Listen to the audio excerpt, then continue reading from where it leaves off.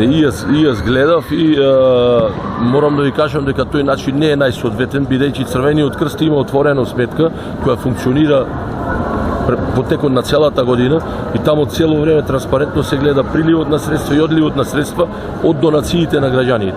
Значи, оние што сакаат да донираат, можат да донираат на сметката на Црвениот крст.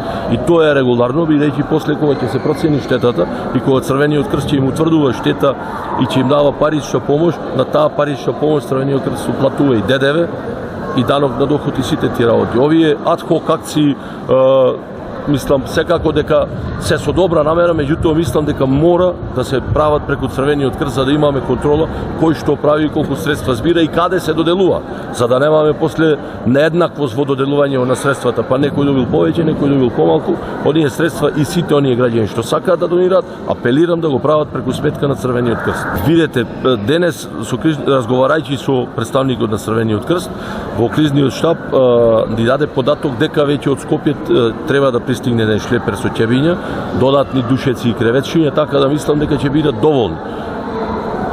Мислам дека не треба да се прави хаос, сето тоа треба да биде организирано преку Црвениот крст за да запазиме еден основен ред, бидејќи повторно постои огромна опасност од зараза и ширење на болести. За да го спречиме сето тоа, ние мора да ја канализираме помошта. Да знаеме од каде доаѓа храната, од каде доаѓа помошта и која дистрибуира. А тоа апелирам да биде Црвениот крст.